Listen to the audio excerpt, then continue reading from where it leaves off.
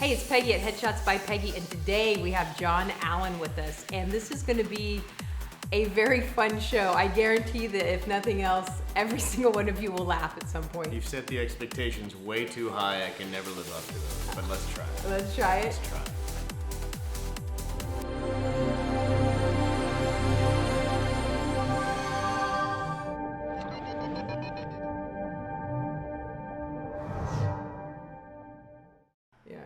So, Merrick told me the story about when he first met you. He said that you were the most hilarious improver that he'd ever met to date, that he has ever met, that you're improv. And I've never heard you Bless do his improv. heart. That was the U-Packet movie? Maybe that was. So then I have seen, because I did see that movie. Yeah, because that was like for that opening shot where my guy, Jake, makes his entrance. That's all improv? Yeah, there's actually a whole reel of like, hey, just come up with as many funny things as you can for your entrance as possible. And in that film, there's a guy, I'm like the manager of a warehouse, and somebody's been impaled. So it's like, come up with a million ways to announce this. It's like, hey, everybody who doesn't have a dead body in their warehouse, step forward. Not so fast, Mr. Biggs. That was one of them. That's funny. Yeah. So anyway, you're a comedian. Yes. You're an actor. Mm-hmm. You're a musician. I mean, in this economy, you kind of gotta. You're an Uber driver. I mean, seriously, Lyft. you gotta do Lyft. Lyft. There's a difference. There's a difference. How dare you? But no, in all seriousness, but what's really cool and why our 14-year-old thinks that you like, is Jon coming over? Is Jon out of all, because you do voiceover to like really cool like anime cartoons and different cartoons and stuff. Yeah, that's something I always kind of had a passion for growing up. I liked it. Were you the silly kid that like did all the voices? Very much so. I was not the most like, I didn't really do theater in high school or anything. Like I was still like trying to, I think it was about college that I started doing theater and stuff like that. But I was definitely the person always doing impressions and cracking jokes and doing like silly voices and stuff like that. So you actually, make money doing the commercial stuff. I mean the cartoon, the anime, all the voices, video games. Yeah. So how did you figure out that you could go from the guy that did the impressions to the guy that gets paid to do the impressions? Well, I sought it out. I think it was around my junior year of high school that like the anime boom was kind of starting around that time. This had been like somewhere in the neighborhood of like the God, I'm showing my age here, but like the turn of the showing my age here, like the new millennium was around when that was happening, when Pokemon and Dragon Ball Z was getting so big. And I guess it was about then that I started just asking the question, like, wow, there's people that are like providing their voices to these things, and I assume they're getting paid, So that's something to maybe look into just a little bit there. Yeah. And I just sort of sought it out. I made friends with a casting director at the time, and eventually just tried a little bit more of everything, put together a reel, got an agent, and it just kind of goes from there. So for character voices, what is your reel like? It's, well, given people's attention spans and what's the word I'm looking for here? I want to say time budget. Schedules. Yeah, Excuse me. You gotta, it used to be you would have the reels be longer. Now we keep them to about just 60 seconds. Is it just an audio? An MP3, yeah. Although, in just one more way of like promoting myself, I did recently put together a reel of like, in case maybe they want to see what the characters look like and stuff like that. And how your voice actually, I did put together a reel for that as well. Oh, that's cool. Yeah, that's but cool. You really don't need that. It really is more just about the audio. The audio. Yeah. So you just have like, a few seconds of you doing different voices? Yeah, I would say maybe it's usually somewhere in the neighborhood of 8 cuts, just a couple seconds a piece. Really, a lot of the time they're just listening to like those first 2 cuts. You want to put your best foot forward. What is it I'm getting booked as the most, or what could I feasibly, realistically be booked at the most, and put those towards the front. And then, if you have a wider range, put those in as well, just to show diversity and what else, your versatility, I should say. Yeah. Yeah. So, on top of the voiceover stuff, you do impressions, and you did a show for a long time in Vegas, didn't you? The yeah, Freak Show Wrestling. That's another thing I do is I wrestle. And you wrestle a minimum of once a month here in LA, right? You have a regular schedule. It used to be more, but I sort of realized I don't like getting beat up quite as much these days. Cause but yeah, I was on Freak Show Wrestling in Las Vegas. It used to be in Los Angeles as well, which is how I got my start with it.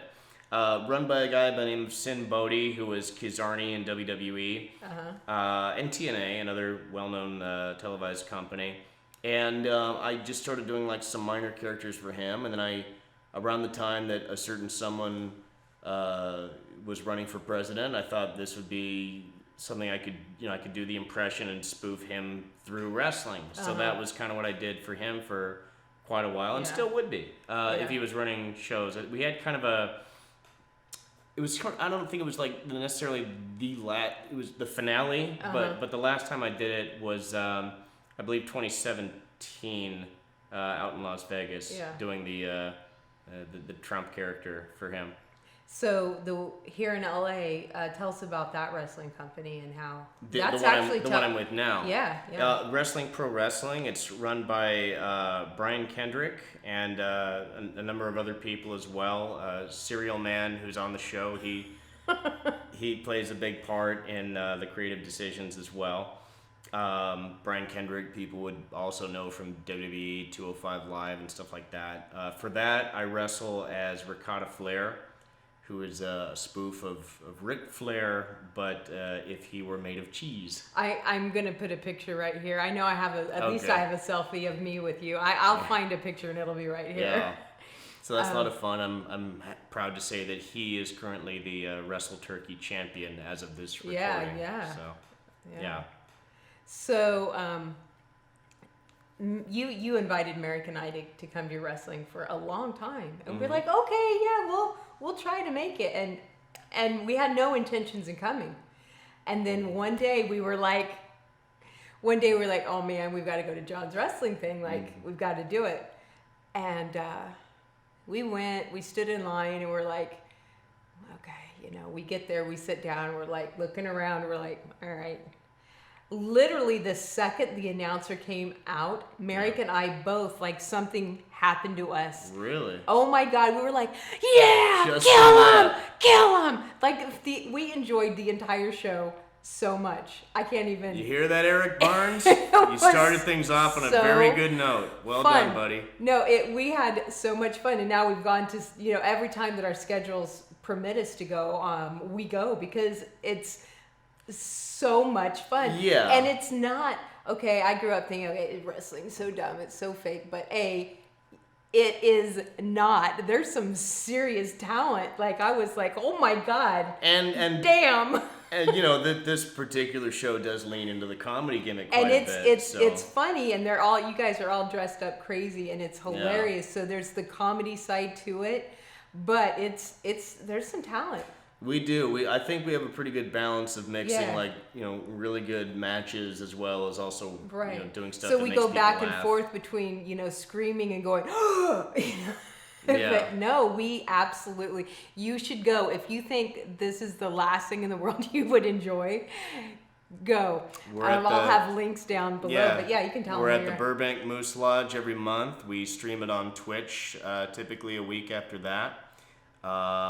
And it looks like we just switched to doing the second to last Friday of every month is kind of what's going to be our routine now.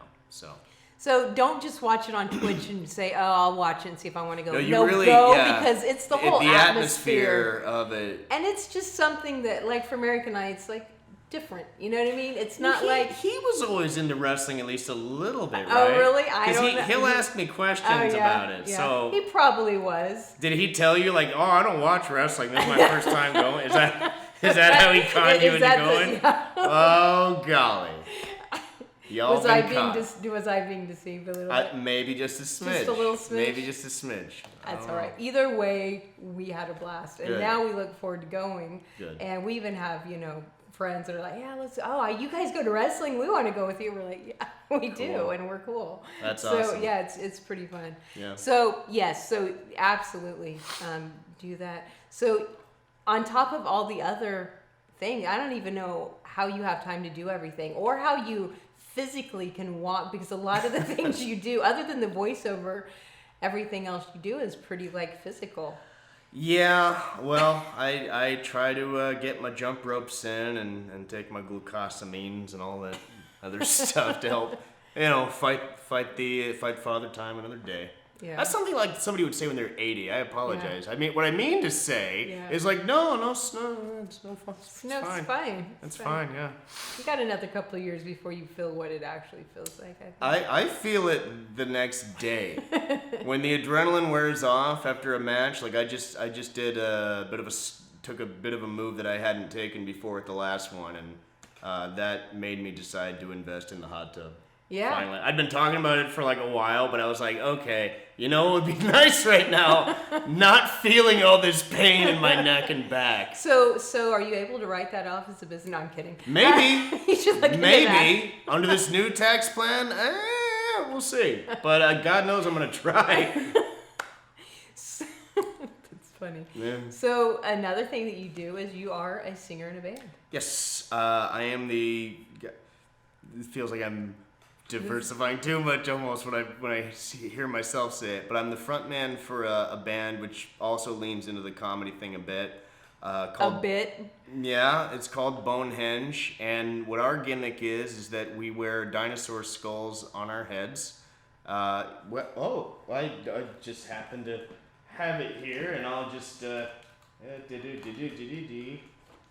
don't know how well the lights will show up on the camera today, but we wear these and then we sing about dinosaurs. Yeah, your red eyes aren't on. Are they not? No, they're not on, but that's okay. That's fine. Let me see if I can make that work here. Yeah, there they're on. There they go. I would be remiss if I didn't give them a preview of what it's actually like.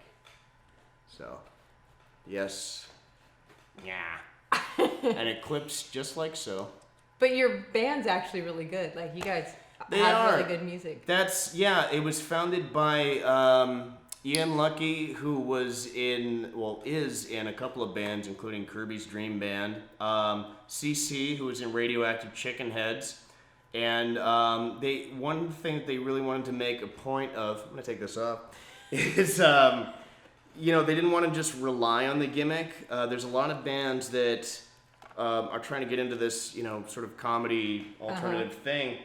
But it was really important to Ian and Cece that the songs actually be something you could kind of catchy and find yourself humming and stuff like that. So we've released our first single already, which is Mammal Uprising, and I have to get back in the booth to finish recording the vocals on the rest of the album. So can I put a link? Like, is it downloadable right now? Yep. Okay, so there'll be a link down there. It's like 99 cents. Why not? You gotta try it. You gotta see what this dinosaur head sounds like. It's fun. It is fun. And do you play live like on a regular basis anywhere? Yeah, we got a couple shows lined up. I think the next one we've got, speaking of the wrestling, is I was just checking the schedule before we started shooting, was I've got to wrestle on the in August. It'll be like the 23rd. I'm wrestling. And then the next day, singing for Bonehenge down at Vista Brewery in like North County, San Diego. Oh, okay. So that's going to be my weekend right there. So on Sunday you can sit in the hot tub all day. Yeah. That'll be my reward, as it were. That's funny. So you brought some characters that you actually voiced. Let's zoom it back around to voicing. This is fun. There's a toy line out called Goo-Jitsu, and I am the voice of the commercials. And they also did a cartoon about him, a couple little episodes, and I voice Thrash, the shark, and Wolfpain. So can you show us? Is there like, I don't know. Yeah, they each have like little attacks like Tsunami Slam! And this guy would say something like Crunch Attack! But they're cool. They stretch. Like They're Stretch gooey. Armstrong. That tells you my age. But animals, and they know goo-jitsu. They make a lot of puns about goo. Goo. And then for the commercial, it's like, heroes of goo-jitsu, feel the power, save the world, each sold separately.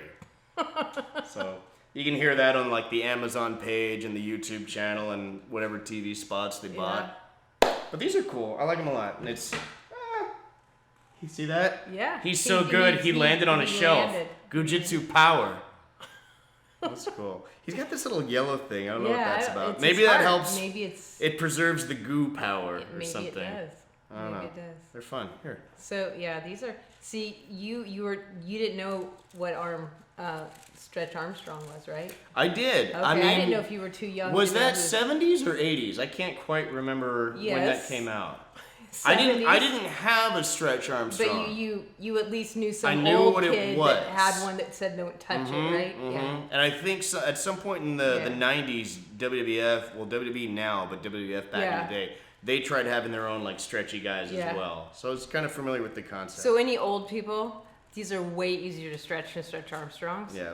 But they're super cool. And this one's textured. Look, he's got little I saw that. He's got dog Yeah. bones. He's got dog bone in guts. Yeah. I'm told there's even like a glow-in-the-dark version of the shark guy, so I'm very proud to be Thrash and also Wolfpain. And there's another one actually. When the new episode drops, there's another character I voice called Silverback. So that'll be fun. They'll probably release that towards, if I had to guess, maybe sometime in August, maybe September. So when you do this voiceover, do you sit in the studio and do one, like, because they're fighting, do you do one character and then go back and do the other character? Do you go?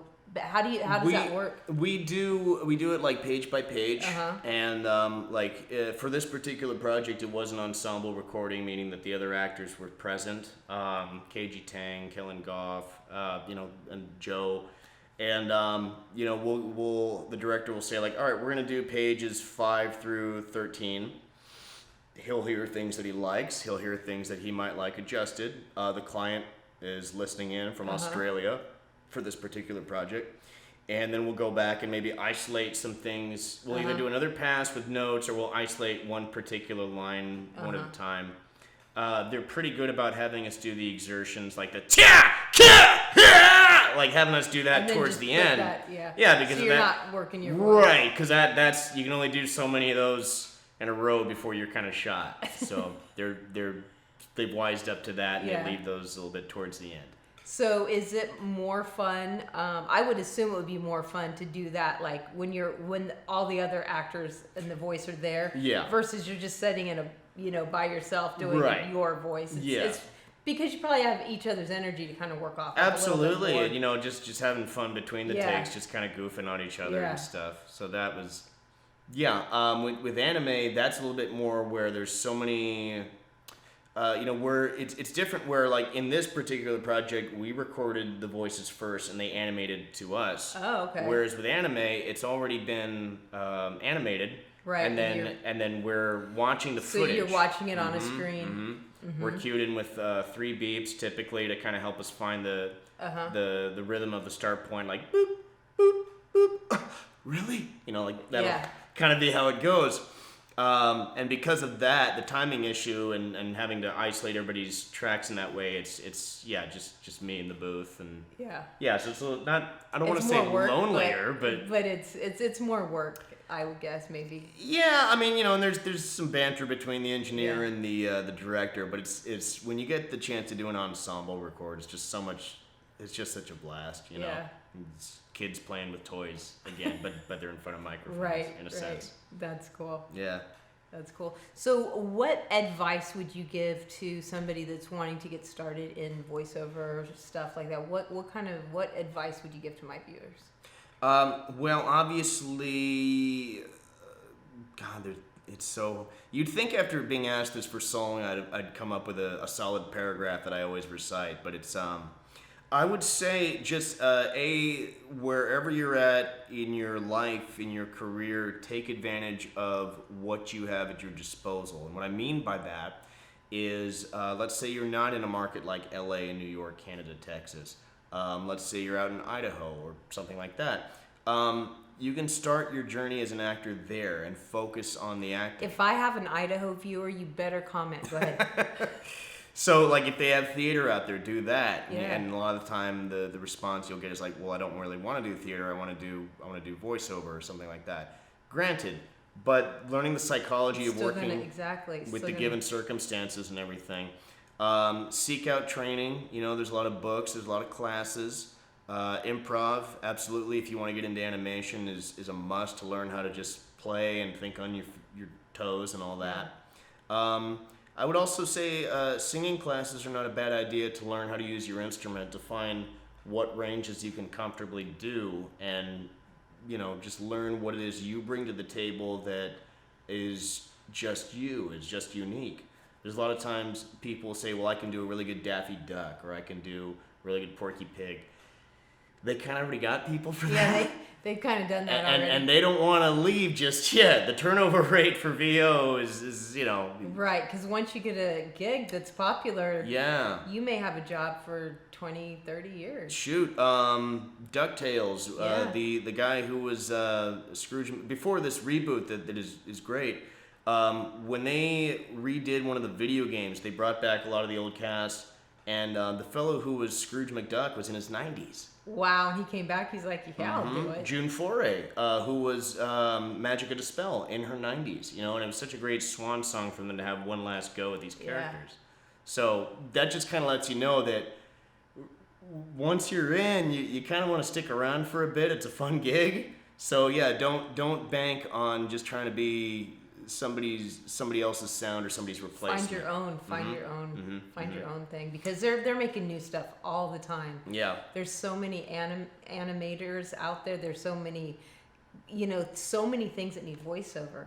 And I'll say this too, to that point, is it was actually kind of a mistake that I made early on, was because I like to do impressions, right. And I'll say I'm not the worst at them, So, my first reel, it was me, I think, kind of doing stuff that was a little bit too close to other people's sounds. But a really neat trick in, trying to find out what is your sound and what your characters are, a really neat trick I learned from Pat Fraley, who was Krang on Ninja Turtles. He was on Tails. He's one of the demigods of, cartoon voiceover in America. He had an exercise he had us do when I was studying under him. It was called the bad impression kind of new character thing, where sometimes the worst impression can make a great original character, at least sound-wise, and that gives you something to play with. Pick somebody that you are not good at doing an impression of. It's that's... It's well, wait a minute now, that could actually be this particular, Right. It's just another way to, play and let go and find out what you can do. Yeah, that's cool. That's really good advice. I know Carlisle King was on here, and she does a lot of voiceover for movies. She was Babe. She was the sheep in Babe. Oh, wow. And she said she feels it's literally walking away from money on the table if an actor doesn't have a voiceover reel. Yeah, very much so. Because even if it's an overcom, if it's a train station and it's a voice on an overcom, there's still a voiceover job. Right. And if you don't at least, and if you're not good at impressions, they still need voices. So that's still something, you should have a good voiceover reel. Otherwise, you're just walking away. I hate to agree with you so much publicly, because there's already a lot of people. I know. It can be a competitive field. It's competitive. But you're not wrong. Yeah. And I'll tell you, it's interesting in the last decade, maybe more, how there's become a level of pseudo-celebrity if you're doing character voice work and animation and stuff like that. But it's not something you should box yourself in as far as just that niche of the business, because I'll tell you, the stuff that you wouldn't exactly see people lining up to meet at a convention are doing commercials, corporate industrial narration.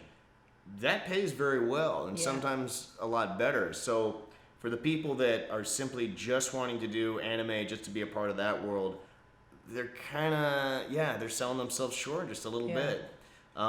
Because, and I'll tell you, most agents They want the commercial demo first. There's much more work out there for that. Exactly, because every commercial you see, there's the spokesperson, that you don't see. The actors are doing the stuff, but there's a voice. Yeah. It's rare that in a commercial, if you pay attention to it, it's rare that the actors are really talking in the commercial. I mean, I don't know if I should say rare, but a lot of times they're not. Yeah, because it helps drive the point. I mean, you only got so much time. A 15-second spot or a 30-second spot is kind of the norm. So you need someone to just kind of be on the nose and label everything as clearly as possible. Yeah. So that's cool. Well, I really enjoyed you coming on. I'm glad thank you for having me. It was really fun. It was, and such a lovely home. So you want to do some impressions for us before we go? Oh lordy, I can try. We'll see. Do you have any particular requests? Nope. I'm leaving it all. Oh, just leaving it on just putting you on the spot, putting the spotlight on you, and then just walking away. Well, let's see. I see an Obama book. That was one I've done a time or two. Like, we cannot have action figure cartoons as usual. What we need is goo-jitsu and goo-jitsu power. There's that one.